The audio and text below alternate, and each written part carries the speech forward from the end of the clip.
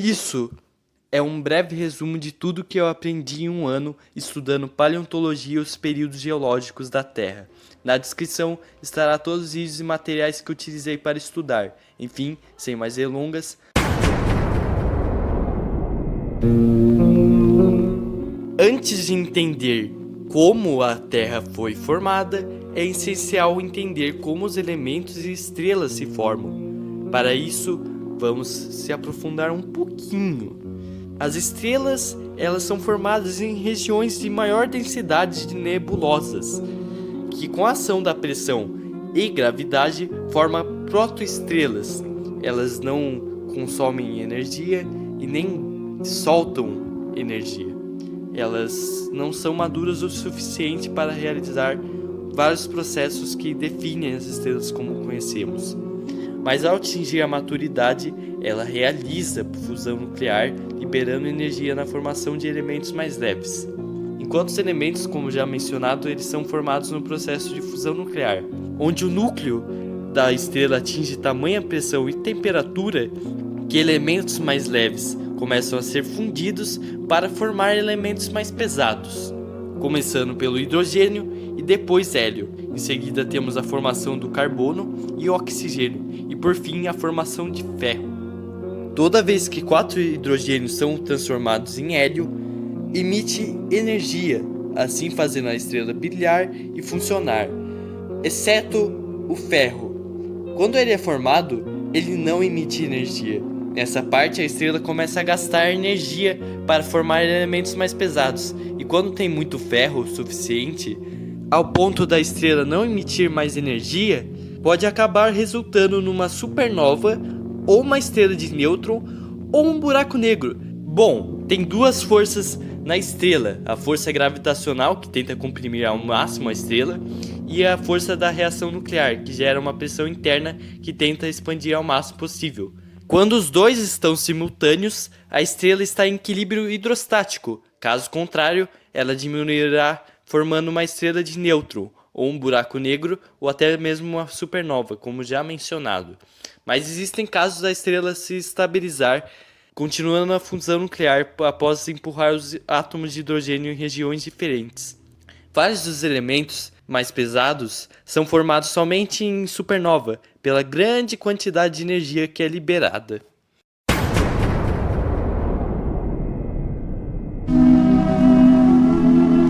No El Radiano, a Terra foi formada por detritos de poeira e rocha no espaço. Pela ação da gravidade, formava pedregulhos cada vez maiores, até formar um planeta influente gravitacionalmente graças aos choques. A prototerra era pastosa, inteira coberta de magma, com uma atmosfera densa orbitando o Sol em formação. O sistema solar se encontrava em meio a uma nebulosa. O Sol era uma protoestrela, ele não sustentava a fusão nuclear que torna ele uma estrela de sequência principal. A Terra era bombardeada por asteroides mesmo depois de grande. Esses asteroides tinham diversos elementos. Os elementos mais pesados afundavam enquanto os mais leves transbordavam, formando as camadas da Terra. A Lua foi formada após a colisão de um protoplaneta chamado Theia, que disputava a órbita com a prototerra. Após a colisão, a Terra teve um anel de poeira por alguns milhões de anos, que não durou muito, e no processo de acreção do anel, formou a Lua, responsável pelo eixo rotacional que ajuda o planeta a não entrar em mudanças climáticas sazonais extremas e a manter o núcleo de ferro líquido aquecido, fornecendo campo magnético que ajuda a proteger a Terra de raios solares. A Lua chegava na Terra com a presença de terremotos, mas não era visível por conta da atmosfera ser tudo menos transparente.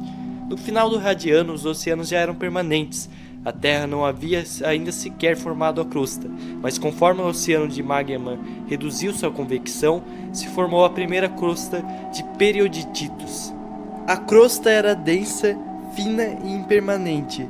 À medida que o planeta resfriava, os elementos mais densos afundavam no manto e outras camadas, exceto o basalto. O basalto é uma rocha inteiramente preta, nascida de vulcões ou derrames basálticos pelo mundo. Evidências mostram que o nosso mundo se esfriou muito rápido. Os oceanos podem ter se formado muito cedo e de uma forma muito brutal.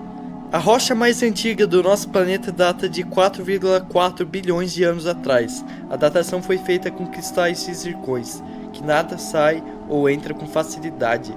A rocha foi encontrada na Austrália, enquanto a original foi detonada e transformada em sedimentos que foram incorporados em novas rochas.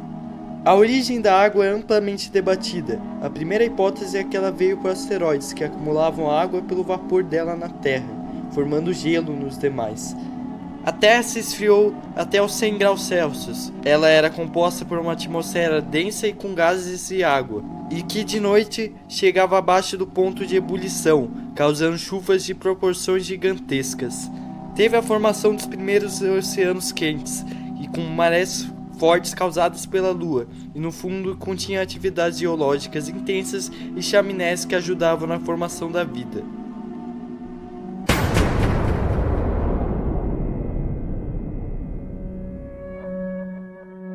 A Terra era 2 a 3 vezes mais quente que atualmente, devido aos gases de efeito estufa, que eram dezenas de vezes maior que hoje, e proveniente do crescimento do núcleo da Terra. O Sol tinha cerca de 70 a 75% da luz solar de hoje. A água era verde devido à ausência do oxigênio e presença da molécula de ferro que não se oxidava, formando a coloração verde turquesa, mas devido à profundidade dos oceanos causava uma coloração verde escuro. A vida talvez se formava de diversas formas e em diversas vezes, devido à sopa química, com diversos elementos químicos em sua maioria pesados e detritos de rocha. Em chaminés que realizavam atividades químicas, o oceano era quente e com marés violentas devido à proximidade assustadora da Lua, e composto por uma atmosfera cheia de nuvens, correntes marítimas semelhantes a uma panela de água fervendo. No primeiro dia deste éon, o planeta já estava habitado por vida microscópica, difícil de ser registrada por fósseis. Sua evidência mais antiga é por meio de carbono biogênico, e a vida era composta por RNA em uma cápsula proteica. E a primeira protocélula foi formada, sem metabolismo, mas capaz de se reproduzir, gerando descendentes e o desencadeamento da evolução.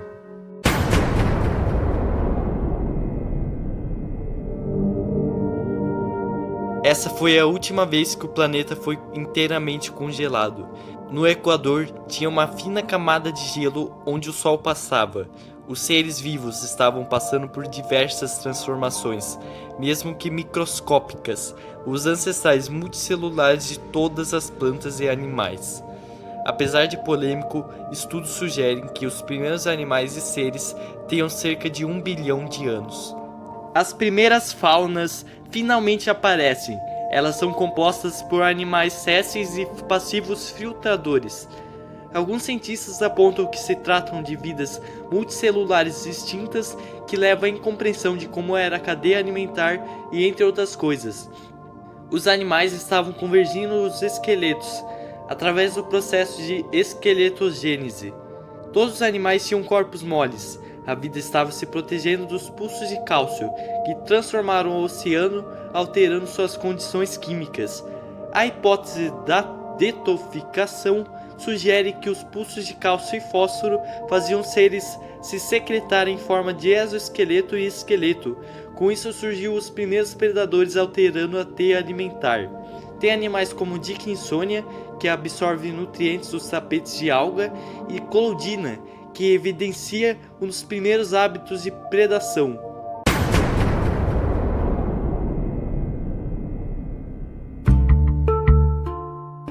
O período cambriano inicia juntamente com o Elfanerozoico e Era Paleozoica.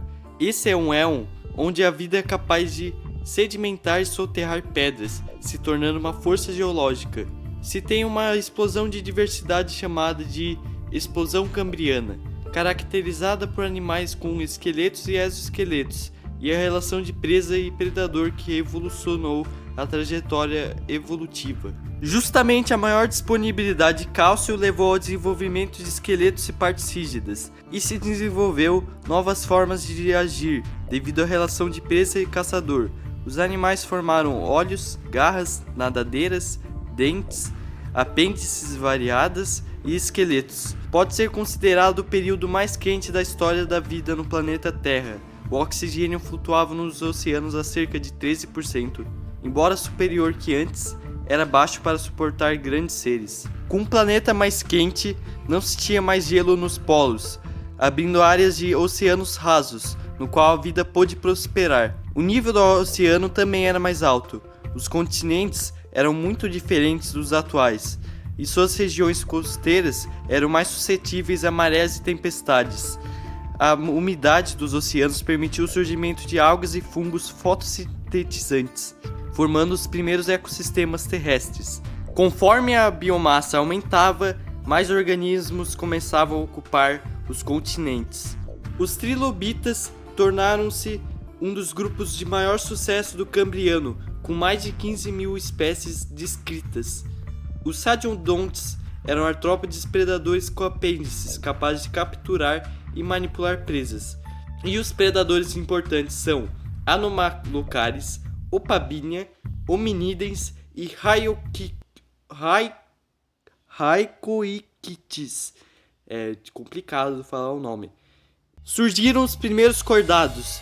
A notocorda era presente neles, que era uma estrutura cartilaginosa que percorria o corpo dorsalmente, organizando o sistema nervoso. E os miótomos, que eram segmentos musculares presentes nos primeiros cordados. Vetulicólia possuía uma região anterior com uma grande abertura oral e 5 fendas semelhantes a guelras, e uma região posterior segmentada que funcionava como uma cauda propulsora.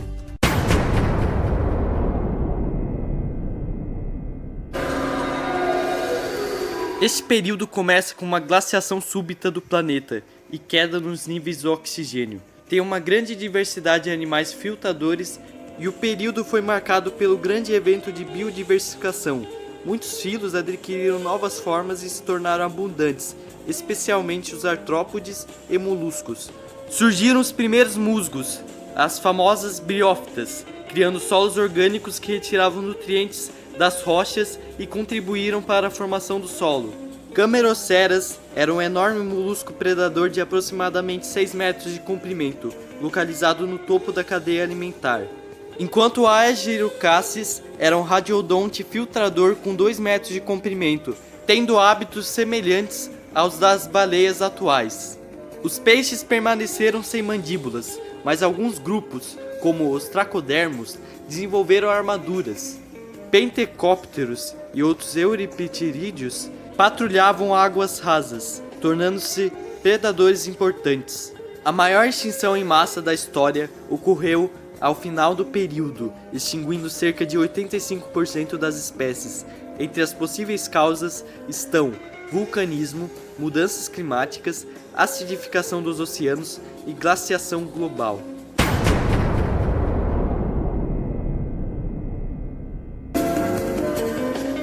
O período inicia-se com o aquecimento do planeta e a recuperação dos ecossistemas após a extinção do Ordoviciano. Plantas mais especializadas e adaptadas à gravidade aparecem. Surgiram as primeiras plantas vasculares, com vasos condutores que servem para o transporte de água e nutrientes. Coxsônia foi uma das primeiras plantas vasculares e representou uma importante inovação evolutiva. Primeiros artrópodes chegaram em terra firme graças à vegetação. Surgiram os primeiros peixes com mandíbulas, provavelmente derivadas de estruturas que sustentam as guelras.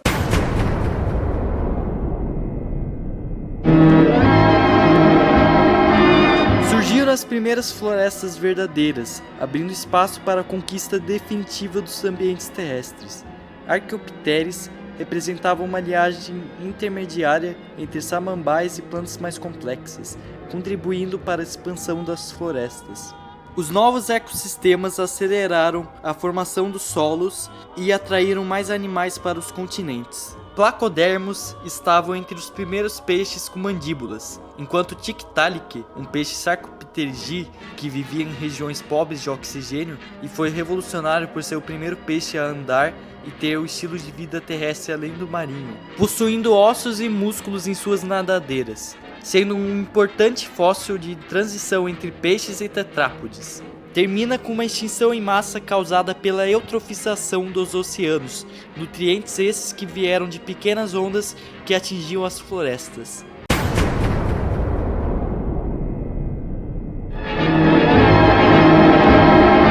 O ambiente terrestre estava dividido entre Gondwana, no hemisfério sul, e Euramérica, no hemisfério norte. O clima tornou-se mais úmido e quente, favorecendo a formação de extensas florestas. Árvores com lignina, uma molécula resistente que permitiu a elasticidade e crescimento exponencial delas, como o Lepidodendron, que atingiam até impressionantes 40 metros de altura. Essas árvores não realizavam o ciclo do carbono, portanto não eram totalmente decompostas, por não terem decompositores que conseguiam comer toda a lignina. Quando caíam, formavam camadas de tronco que futuramente deram a origem ao carvão, que dá o nome ao período. A origem dos amniotos foi aqui. Tetrápodes mais especializados que conseguem viver e se reproduzir em terra firme por meio dos ovos amnióticos. Enquanto os artrópodes eles eram gigantes, devido à disponibilidade de oxigênio ser 35% na atmosfera. A sua respiração é por meio de direto com oxigênio e não por um pulmão, sendo furinhos no corpo que entra e sai o oxigênio. Artopleura foi o maior artrópode terrestre conhecido, semelhante a uma centopeia gigante. Enquanto Tunimonstrum é um dos animais mais enigmáticos da paleontologia, com cerca de 30 centímetros de comprimento, sua classificação ainda é um debate, não sabendo ainda se ao menos é um vertebrado ou invertebrado. Diplocaulos era um anfíbio de cabeça em formato de bumerangue, que habitava pântanos e águas rasas. Houve grande diversidade de anfíbios, répteis e outros vertebrados terrestres. Essas florestas tinham os dias contados, conforme as camadas de biomassa e gases de efeito estufas eram reduzidos, deixando o planeta cada vez mais frio, chamada de glaciação Carpo. Áreas ficaram secas e desérticas, e a redução da diversidade marinha junto com a redução do nível do mar.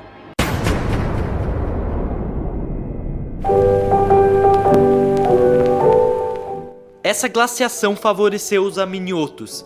Os ovos e garras se mostraram eficientes para um mundo mais frio e seco. O mundo passou por mudanças que favoreceram os vegetais, a época de ouro das plantas com semente, parecidas com pinheiros, estavam aptas às novas condições. Essas florestas se consolidaram pelo globo.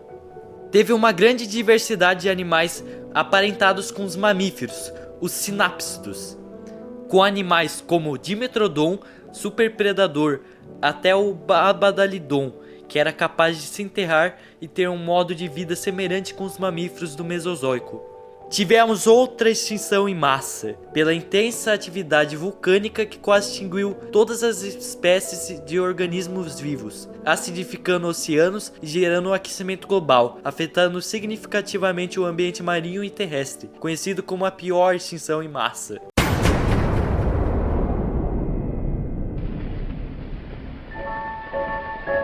Tem a formação da Pangeia concluída, a Terra era aglomerada em um supercontinente que estava se recuperando da pior extinção, e assim que as condições se estabilizaram, a vida respondeu com uma grande diversidade, enfrentando um mundo com nichos vagos. Tinham animais aparentados com os crocodilomorfos, vivendo em zonas mais abertas, enquanto os Avemetatarsalia, grupo que abrange os pterossauros, dinossauros e lagerpetides, viviam em zonas fechadas, em florestas. No Canadá e Alasca, teve uma intensa atividade vulcânica que derramou muito basalto sobre os oceanos, causando uma evaporação grande de água, e consequentemente ao evento carniano pluvial de 233 milhões de anos atrás, uma chuva que durou milhões de anos e alterou a vegetação e por consequência a fauna também, levando à ascensão dos dinossauros. Uma característica que foi benéfica para a evolução dos dinossauros grupo mais abrangente e basal, foi o estabelecimento de mais um osso para sustentação em terra firme, conhecido como Zygapófise e Pré-Zygapófise. Os primeiros dinossauros eram esguios, generalistas e bípedes, e os primeiros grupos foram estabelecidos, os saurísquios, que têm a bacia virada para frente, e os ornitisquios, que têm a bacia virada para trás. Os primeiros dinossauros carnívoros evidenciam a formação gradual da crista no crânio, como é o caso do Coelophysis, Zupaisaurus e Dilophosaurus. Os primeiros sauropodomorfos foram encontrados no Brasil, como Saturnalia. Eles estavam mudando em requisitos de tamanho, postura e dieta. No início eles eram bípedes facultativos. Os ornitisquios são poucos os registros, por conta da dificuldade de identificar quais já eram classificados como um. Eles tinham bicos, dentes caninos e eram provavelmente onívoros. Alguns registros mostram uma bacia intermediária, com o pubis não voltado para frente e nem para trás, e sim para baixo. Termina quando a Pangeia se reparte com grande atividade vulcânica, os gases soltos pelo vulcanismo, cuja origem no Oceano Atlântico, e os continentes envenenaram a atmosfera, acidificou os oceanos e causou aquecimento global.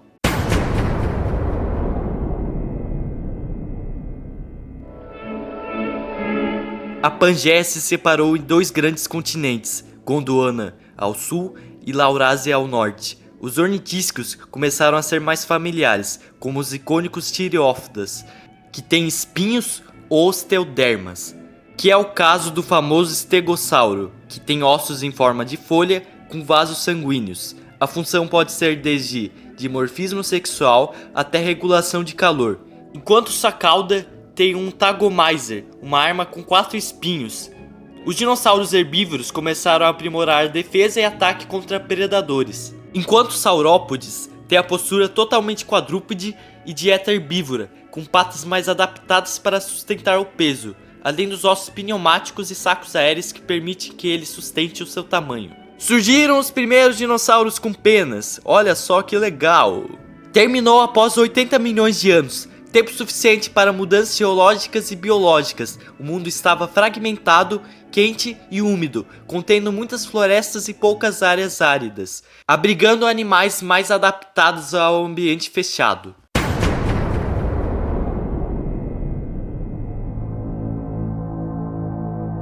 Plantas com flores. Elas mudaram a vegetação e dieta de alguns dinossauros herbívoros, como os hadrossaurídeos, que são mais adaptados para a mastigação e com a boca larga, com centenas de dentes. Tem a origem dos dinossauros mais famosos, como o T-Rex, superpredador com dentes em formato de banana que quebra ossos e dilacera carne. Triceratops, que tem 3 chifres e um escudo craniano, que é sem dúvidas uma batalha de topo entre superpredador e presa. As aves surgiram, eram pequenas e generalistas. Elas sobreviveram à extinção por precisar de menos recursos. Os continentes se tornaram mais familiares, com formas e proporções semelhantes com a atual. Aconteceu uma extinção em massa com a colisão de asteroide chamado Chicxulub, com 200 km de diâmetro, na península de Yucatán, no México, que cobriu a Terra com uma nuvem de poeira, impedindo das plantas realizarem fotossíntese e consequentemente causando a extinção dos herbívoros e carnívoros pela falta de alimento, enquanto os animais e plantas que sobreviveram eram em sua maioria de água doce, que obtém nutrientes com a decomposição, que foi beneficiada com essa catástrofe.